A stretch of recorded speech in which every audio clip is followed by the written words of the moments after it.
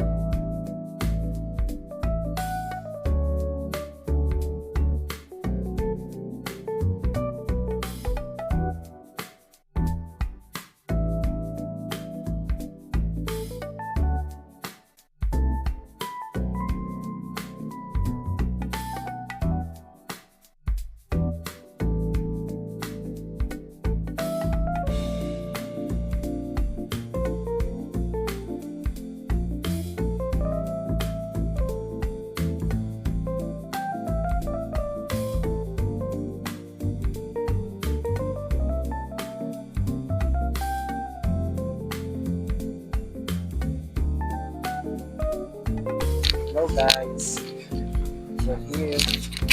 Sa Trinoma kami. Yan, no?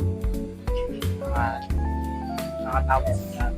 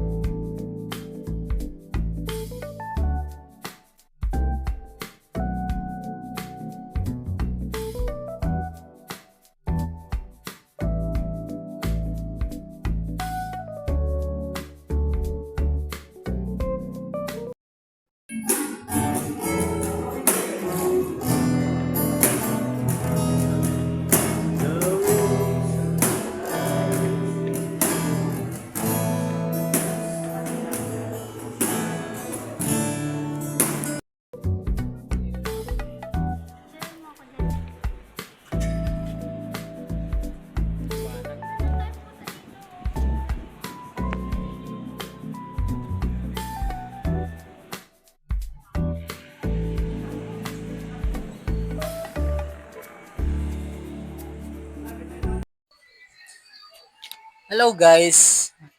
Tapos na po ang aming mentoring at naghihintay na lang po kami para sa revival mamaya. So kanina kasi hindi ako masyado nakapag-vlog kasi syempre mentoring po kasi talaga sila ng mga pastors at naka-attend po kami doon. So ngayon nandito lang po kami sa kusina ng Life Giver Central. Ayan po. Dito po sa ground floor. At maya-maya po konti, hintay lang po kami para umattend uli ng revival. So guys, thank you so much sa ibang mga ano. Ito po talaga yung mga gawain namin minsan kapag may mga events. Pumupunta po kami sa Central. Dito lang po sa Camyas, sa Quezon City. Corner Katipunan po. Camyas Katipunan po. No?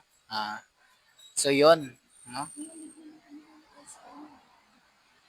Tara punta tayo. Yan. Ay. Yan. Ito po yung labas ng Life Giver Central. Yan. Kami. Bibili lang kami ng ice cream.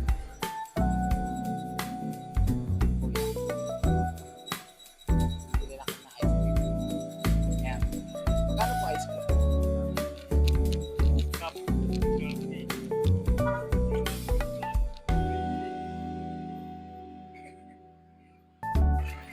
So yan guys, dito po ako sa Central. Central po. Yan. Ito yung itsura ng Church ng Life Giver Central. No? Ito po yung entrance nila. Dito lang po yan matatagpo. Oy, oy, oy. Yan, dito lang po yan. Ito po yung building nila. Yan. Oh. Yan. Ito po ay Kamyas sa Katipunan dito po sa Quezon City. Yan. Sa mga gusto magtanong kung saan to, sa mga gusto mag-church dito kung taga Quezon City kayo, no? Tanong lang po kayo sa address, bibigay ko po yung address na Life Giver Central. Yan po. No? Yan. Thank you so much. Mamaya ulit mag-video.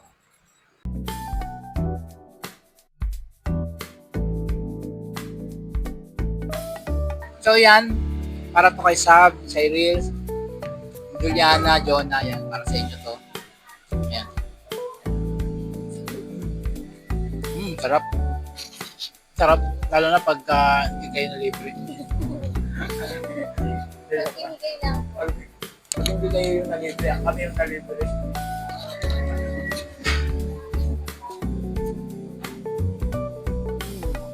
Para sa inyo to.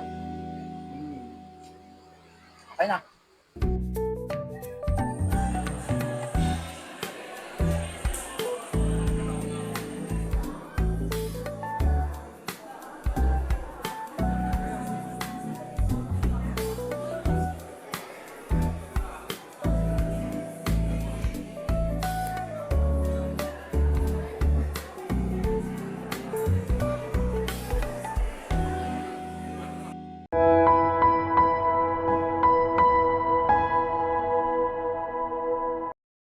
Pabalik nung panahon iyon. Okay ba kayo nun? Ganito excited doon pagkakal sa kamay. So gagawin ko, excursion ko kayo papalik doon nung panahon na yun. Pagaman siguro iba ang tono, iba ang musika, pero ang tatlong kanta na awitin natin ngayon ay kinantan niya. At isa ay naging best-selling, no? Na album nung panahon na yun. Hindi ko alam kung ilan ang hinabot ko ng milyon. At lahat halos ng tao ay kumakanta ng awit na ito. Puri ng Panginoon Diyos. Pero bago ang lahat, bago tayo umawit, gusto ko muna kayo bigyan ng introduction kung sino ang ating bisita po ngayon. Kasi 41 years ago, ay pumunta siya ng Araneta Coliseum.